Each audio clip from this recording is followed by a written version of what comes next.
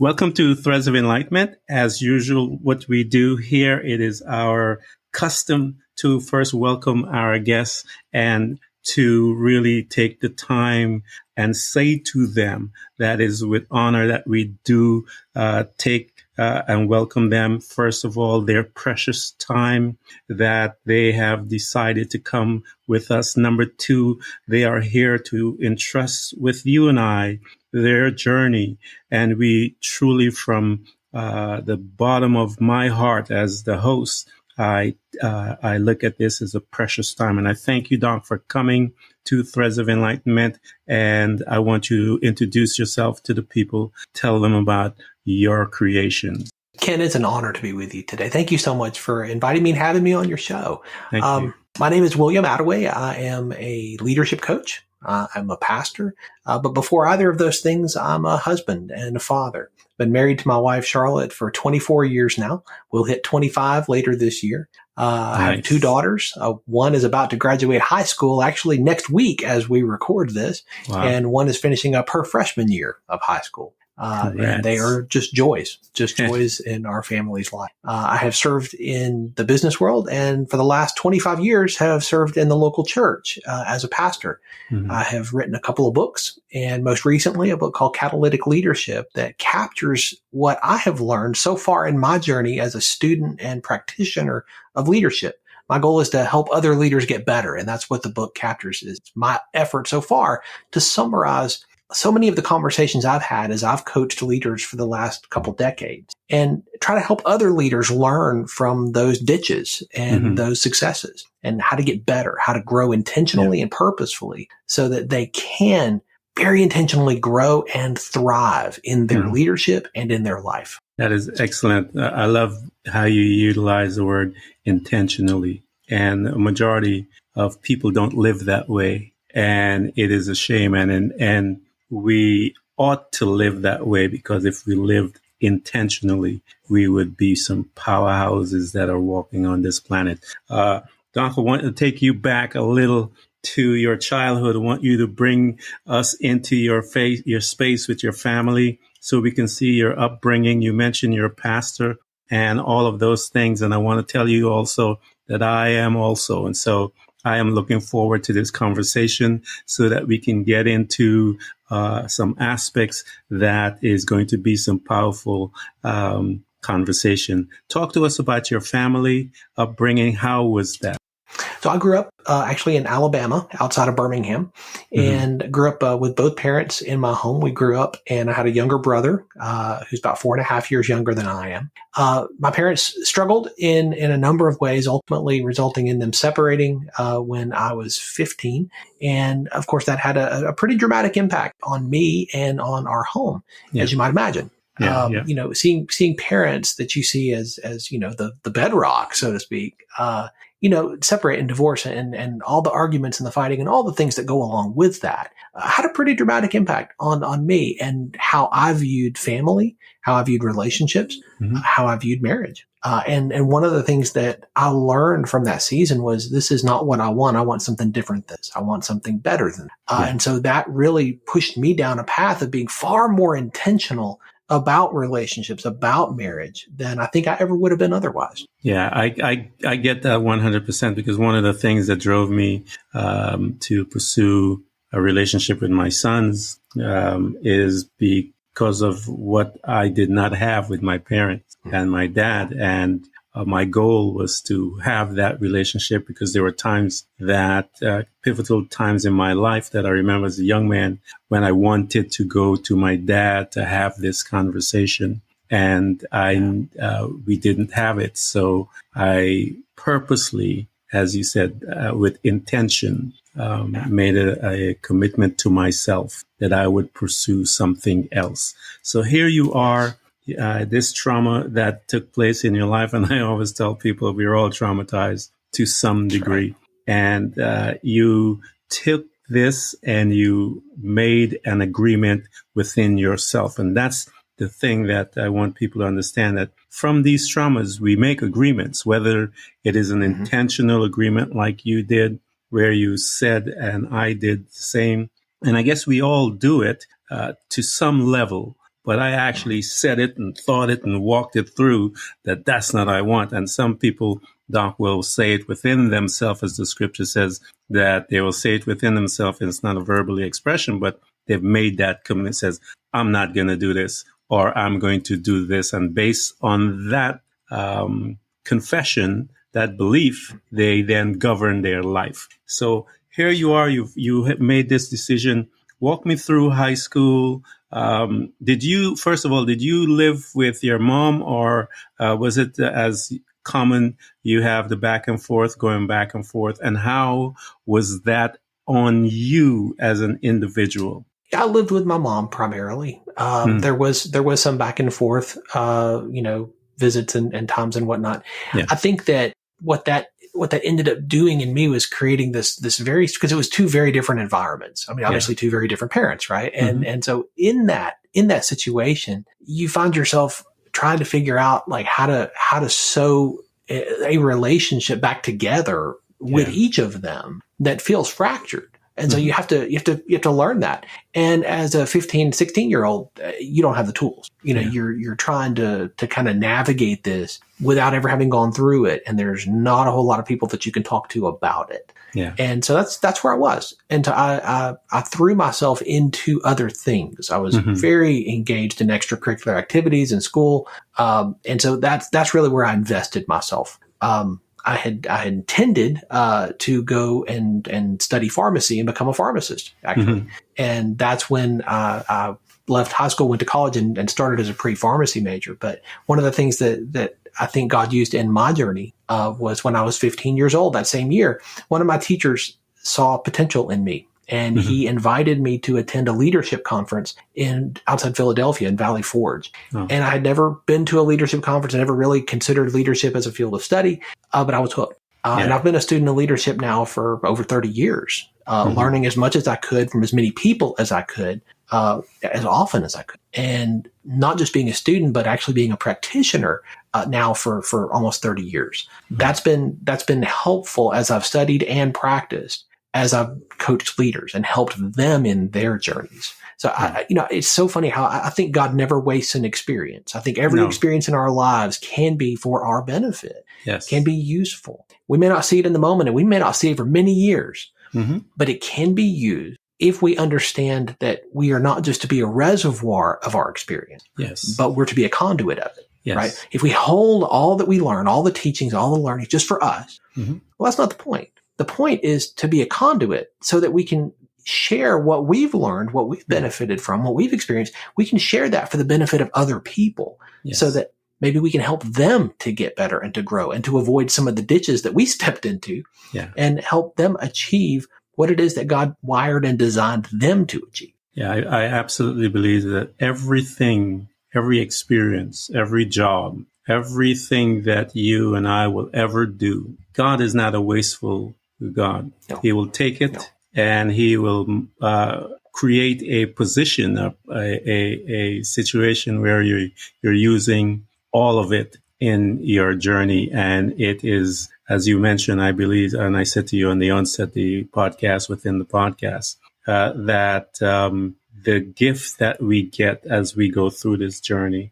is that to become a servant. And it is the highest position, as well as one of the most humblest, if I may use that position that you can be in as an individual, because to get there, you had to go through some stuff. And as you mentioned, there are a lot of people that are not trustworthy with their journey, and they are selfish, and they hold on to the knowledge and would not, in many cases, I know they don't even share it with their siblings and sons and things like that. And that's not the purpose of one's journey. So here you are, you were taken to this leadership conference, and you're in college. You made a decision to study the pharmacy. How did you go through and complete that, or did you move from the pharmacy piece and switched into the leadership while you were in college? Yeah, I went to college, and my first 3 semesters, was in the pre-pharmacy track and took chemistry, inorganic. Then I got to organic chemistry, and I quickly discovered that this is not what I want to spend the rest of my life doing. Yeah. I'd worked in a pharmacy, had become enamored with the opportunity to help people in a very tangible way, but organic chemistry was not it. So I said, okay, what now?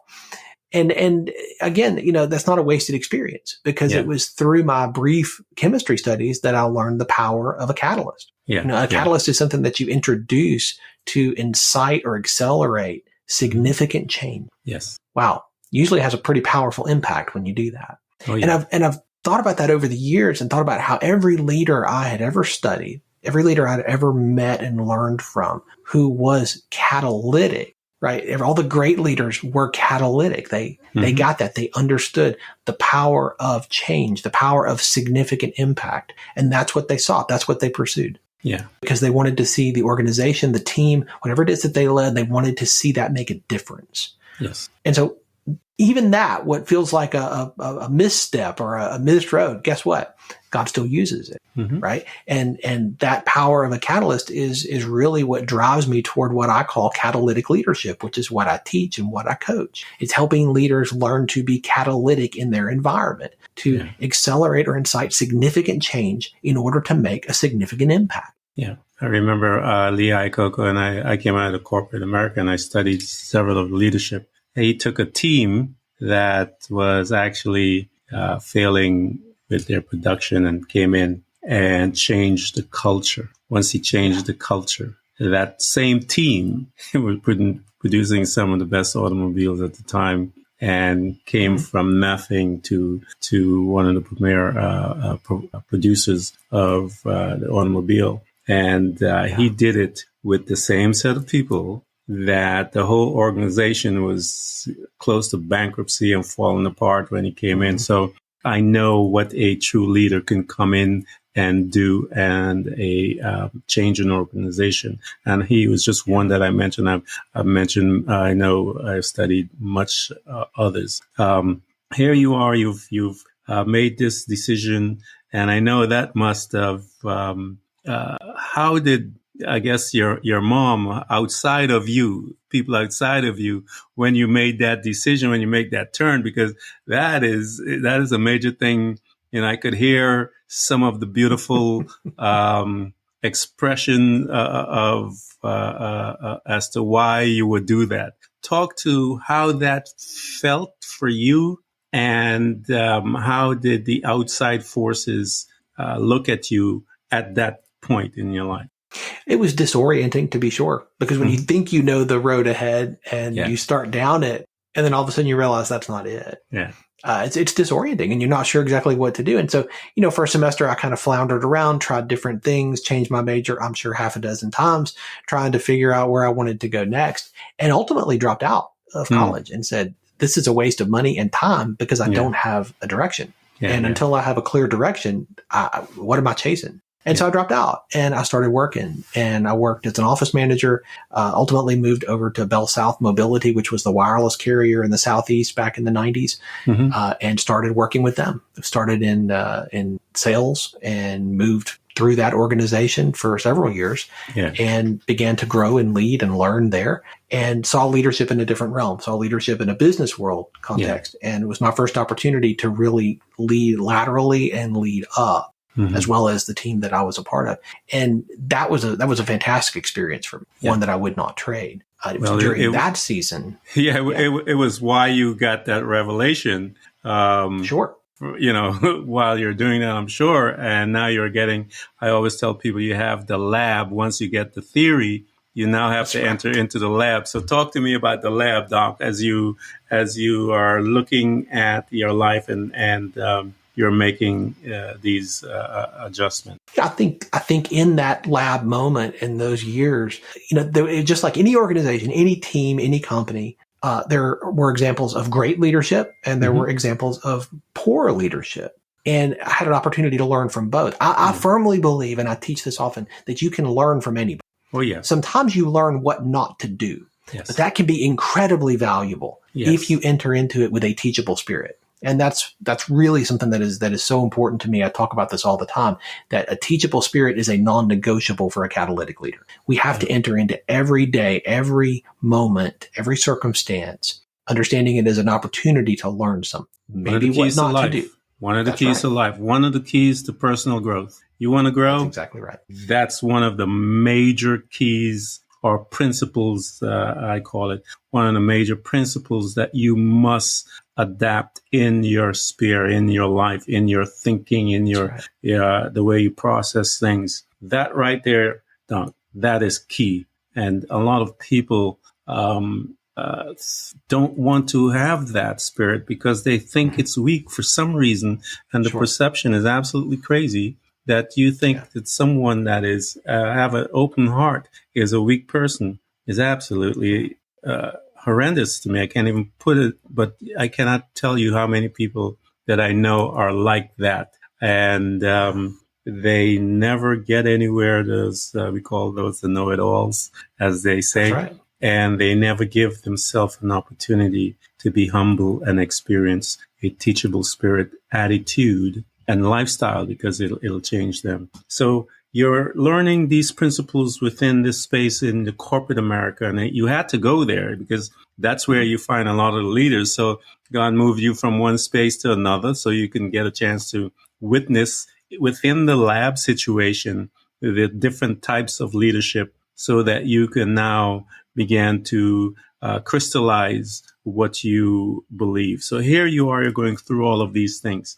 I want you to talk to me now as to your belief system with your Christian belief. Where did that enter and how did that come about? It was actually during my last year at Bell South. I was rooming with two other guys. We were renting a house, and I had grown up in church, attending. It wasn't a matter of great, super fantastic importance for our family growing up. It was something that we did. And most of the time we were there, but it wasn't a relationship. It was something that you did. It was just an activity, much like any other activity that you do. Mm-hmm. I got baptized when I was 8 because all the other kids were getting baptized. So you jump in and you do that too, right? Yeah. I didn't have a relationship. When I was working at Bell South, one of my roommates started asking me some questions, and he was a strong follower of Jesus. And he started asking me some questions about my faith. And I had been around it enough. I knew the words to use and the right things to say. Yeah. And he would listen and smile. And one day he said something that really irritated me. And I thought it was kind of a jerk thing to say, but I'll be forever grateful for it. Mm-hmm. He said that he'd asked me a question and I'd given him some answer. And he said, I really think you need to get real about your faith and get serious about it instead of just pretending like you actually have one. Wow. That's kind of a jerk thing to say. That's a powerful thing to say. But wow, what the power of someone who is willing to be honest and speak truth to another person in the context of relationship. It wasn't said in a haughty way, an arrogant way. He spoke the truth in love. Yes. And he had my best interest at heart. Now, it took me a little time to get past that, and to understand that, but I did. And over the next year, I had the opportunity to have a lot more conversations with him about this, about what he was talking about. Yeah. Because again, it had never been real to me. It was not a relationship. It was just an activity. And over the course of that year, I made a decision to follow Jesus myself and entered into a relationship with him. And that changed everything. That was the moment in which everything changed. And that changed not only my own personal faith journey. That's where my faith began, but it also changed my career trajectory because I thought I really want to be a part of helping other people. Like in this specific way. So that moved me toward the idea of vocational ministry, of choosing ministry as a career where I could help other people with the best hours of my day. Yeah. And so for the last 25 years, that's what I've been doing. Wow. That's beautiful. So here you are, you're moving through life, and one of your roommates introduced you to Jesus. You are now made a decision to be a disciple, as they say. And you are a disciple. You're moving through. You see as being a disciple, you got your perspective was shifted, and you began to look at your life and at a different level. So you've made a decision. You went in. How long did it get you from once you made that decision, how long did you stay into the company? Did you leave? Did you go both to school? How did you manage that? It was about a year that I stayed at Bell South and continued to work while I was continuing to learn from my roommate and others, and really dove deep into the local church. Yeah. And as I began to grow and learn more and wanted to begin to serve and share, not just be poured into, but begin to share what God had done in my life and share that with other people, opportunities began to present themselves. And one in particular was to go on staff at this small church, working with their youth, with their students. Yeah. And so I started doing that and thought I could do both. I could work at Bell South and I could do that as well. It quickly became clear that's a really difficult thing to juggle, to do both of those things, because I also realized I needed to go back to school because there was a lot of information that I needed. I did not have the education to do what it is that I wanted to do now. So trying to juggle those three things was going to be impossible. So I ended up leaving Bell South and poured myself totally into my studies and into working in the local church. So I served 2 local churches in college, 2 different ones, and then moved and worked on a master's degree at a seminary in Texas, where I served another local church out there. And so that's what I have been doing is constantly trying to figure out how I can learn more so I can share more.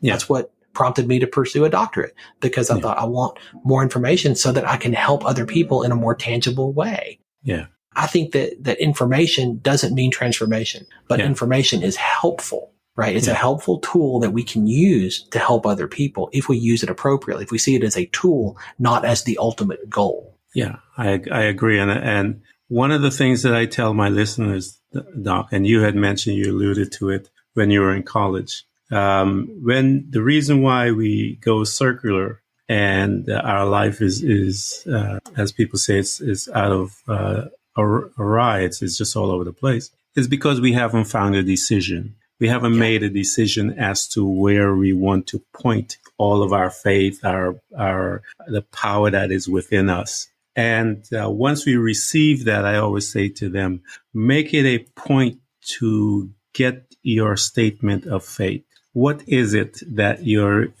wanting to do within your life at that specific time? And the reason why I say the statement of faith is something that you personally believe more than anyone else around you, more than your father, your mother, your grandmother, everybody, your wife, everybody. There is something that happened within you, and you said, this is it. This is what I want to do. And the minute you do that, the next step, I tell them that in my belief system, it says faith without works is dead, meaning that once you have located your statement of faith, your goal, your desire that you want to achieve, you will then take the steps necessary to make that a reality. And that is why you pursued your studies, because it is the step to bring to pass what you released several years ago. Once you made that decision,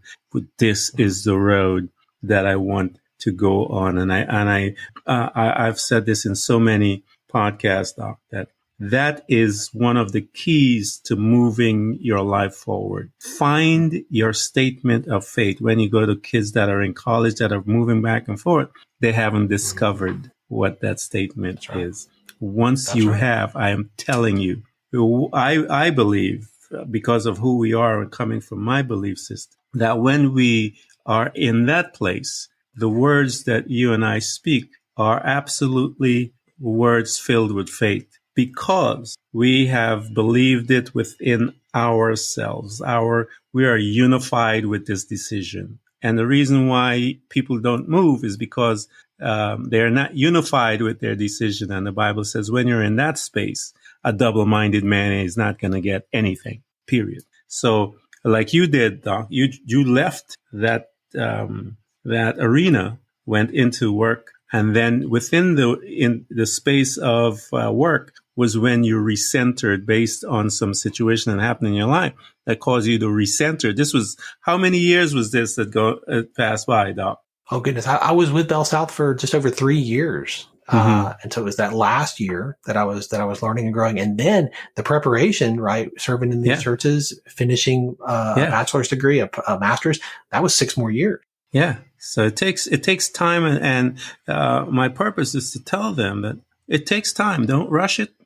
Just pursue what you're going after. Go after it, and you will be amazed as to the people that will come into your path. You will be amazed as to the circumstances that will cause people to come into your path. Don't be afraid. Just get out there, make your decision, and believe it to your core, and make your confession. Here you are. You're attaining your studies, and you're moving forward, Doc. And you now a Christian. You're a disciple. You're going to school and studying. You're seeing the folks in church. I want to talk about some of those, and we had mentioned this on the onset, some of those belief systems that were within you that you needed to bring to the forefront of your thoughts to deal with some of your fears, some of those things that are what I call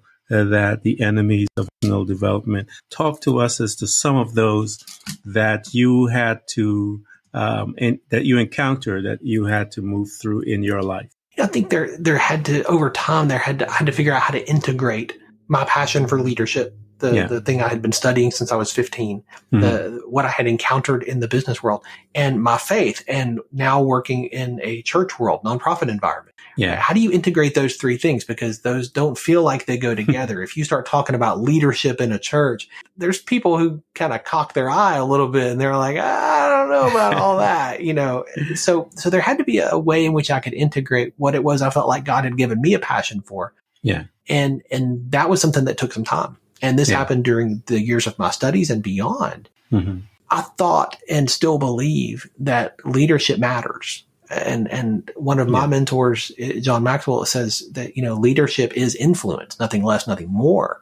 Yeah. The fact of the matter is, every person on this planet has influence with at least one other person. Ergo, there are principles of leadership they need to learn if they're going to do that well, if they're going to do it intentionally. So for me, trying to learn how to bring my passion for leadership and benefit other people through this new context, through the local church, that was something I had to learn. And I had many, many people who poured into and invested in me. Yeah. But again, my goal was not just to be a reservoir. And so I was constantly seeking ways that I could share what I was learning, whether it was starting a new small group of young leaders or inexperienced leaders or leaders who just wanted to grow.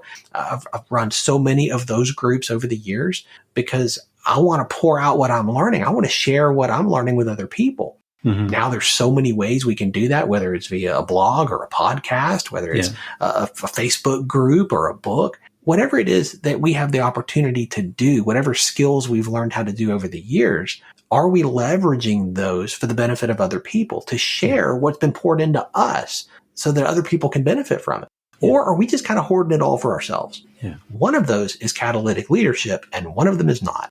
Yeah, and it's sad, as I mentioned to you, where those that hold back their talents, and we'll talk. I want to talk to you about that aspect in a little while. Leadership is any relationship, whether it's with your wife and your children and all of this thing, where there is a human experience, there is leadership. And so it is something that we all need to learn as individuals, and because we lead our family, we lead churches, we lead at work, we lead friends. I mean, it is inert within the human experience to be a leader. We're looking, the Bible is full of those guys. Esther, they have a whole bunch of them. Jesus Christ is a leader. And we saw what he did. He took 12 guys, and look what they did, Absolutely. So, the effect of a leader by the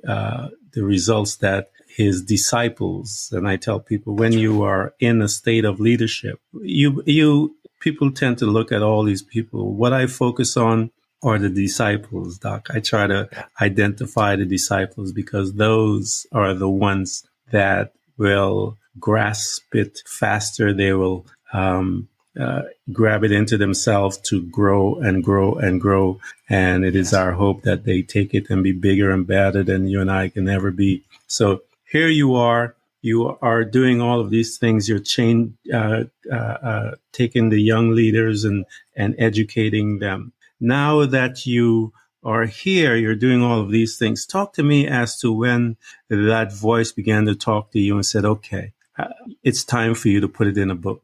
And how was that experience? I wrote my first book about 8 years ago in 2014. I was on sabbatical and wrote a book during that time.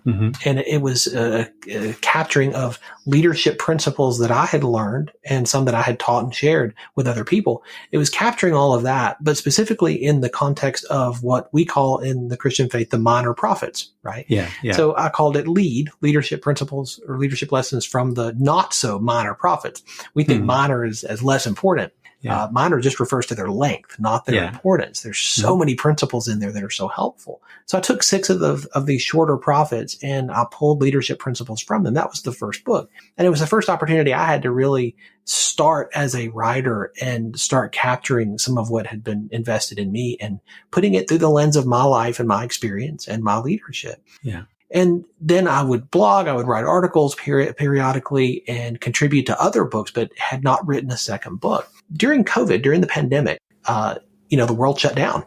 We had a lot of different things we were struggling with, different things we were wrestling with. And I wanted to intentionally use that time. And I had been working on this book, the most recent book, off and on for a couple of years, might have had 3,000 words on paper at that point. Not much at all. But during the pandemic, I decided I really want to get this on paper. Because I want to help as many people as I can. And I think right now leadership matters more than maybe it ever has in my lifetime. Yeah. And so that's really what the catalyst was for putting this on paper and putting this in print, was to help other people during a season that I think leadership was critically important. Yeah. We are looking at the leaderships of the world and those that are lacking are being exposed. It is a interesting time that we are part of, and Indeed, the Bible tells us that certain things are supposed to happen, and we are watching much of it begin to manifest before our eyes, and it's really an interesting time that we live in for those who have ears, as Jesus said, let them hear. So they're listening with something else other than the natural stuff. So here you are, you're having this opportunity, and I believe that COVID came to birth a lot of businesses, to give birth to a lot of things that were dormant within us because we were too busy. Absolutely. And I believe we were afforded the time to go in and receive the information, the instruction by which we then needed to give birth to these things that were dormant within our being. So here you are, you have given birth to this, you have learned the principles that God has given to you through these, the books, the other about the minor prophets. I love those prophets, by the way. And you are learning, pulling from all over, from all aspects, all places, the Bible, books and studies about leadership, the principles within it, and how to be an effective, purposeful, intentional leader in your life and in your families at work and so forth. Now, I want to talk to you about one of those young ones that you taught. If you can remember one of them, Doc, when you instilled within them the principles that you learned, and what was the outcome from that conversation and that encounter? There are so many of those over the years. I'm sure. And I take joy every time I see, what God is doing in them and through them these days. There's one who came and she actually came as a part-time intern on our staff and was with us for several years. And I loved watching what God did with this one who lacked confidence in so many ways, but felt a sense of calling and purpose that God had created her on purpose for a purpose. And she wanted to lean into that, but she lacked the confidence and the experience. And we had the ability and the privilege to pour into and invest in her and to teach her and give her opportunities to grow and to gain experience, and to watch what happened over the years that she was with us was pretty amazing. But even more so has been what's happened in her life since then. Wow. To watch how God has taken her to a different part of the country and used her in a much bigger way than she could have ever dreamed, in a much bigger place, to touch more people than she ever thought she could. Wow. And I love that. I love that. Yeah. I watched another guy go through and was a part of the small group that we led, and watched him just gain a thirst and a hunger for helping other leaders grow and learn about leadership himself, but then begin to want to pour that out, like what he saw, happening with me and with us. And so he began to do that. And now he's in a different part of the country, but he's impacting so many more people than he was when he was here. Wow. Because he leaned into that. Yeah. And he caught a vision for what God created him to do. And now he is a creator. Now he is pouring into and investing in other people in his own unique way, using the gifts and skills that God has gifted him with. So many stories like that. Those two are the first ones that come to mind, but they are far from the only ones. And that is a great privilege. The reason why I pulled that out of you is I wanted to tell the people that there's a lot of people that say they're happy, and happiness is good. I mean, most people enjoy, and the happiness that most people talk about is tied into things, tied into achievements, and, but the reason why I had you pull on those two, you mentioned a word that comes to mind and lives within the heart of a servant. And that word is joy. It's something different than anything. Happy joy is something deeper. It is something much deeper. It's a space that one who is a servant gets to experience when we see someone that we are having a conversation with, for lack of a better word, when they get it. And you see that eye opening, you see that smile on their face, and it does something inside of you that is intoxicating above anything. And I tell people, you need to be obedient to your journey, because if you experience that joy, you will want it more and more and more. And what it tells when you say that is that you want to pour more into people's lives often. And that space is a beautiful place to be. And I know that you only shared two of them, but I can tell from your journey that you have a ton of it. And I consider your position where you are a sacred position, Doc, because you are there getting a chance to interact with the young leaders of tomorrow and changing them. And as you see, they're changing other people and spreading out. That is joyful stuff, man. That could keep you losing your mind for days. Those that are listening to us on this podcast, I want you guys to go and purchase Doc's book. Leadership is a common thing to the human experience. If you're here, you ought to read his books, because you need to learn how to be a leader to yourself and be a leader to your wife and husbands and children and everything, your co-workers, because as you learn the principles, the power that you will demonstrate in your life and changing those around you. Doc, I want to thank you so much for coming by Threads of Enlightenment and investing in us, your journey and your time. Ken, it's been an honor to be with you. I've really enjoyed the conversation. Thank you again for having me. You're welcome, sir.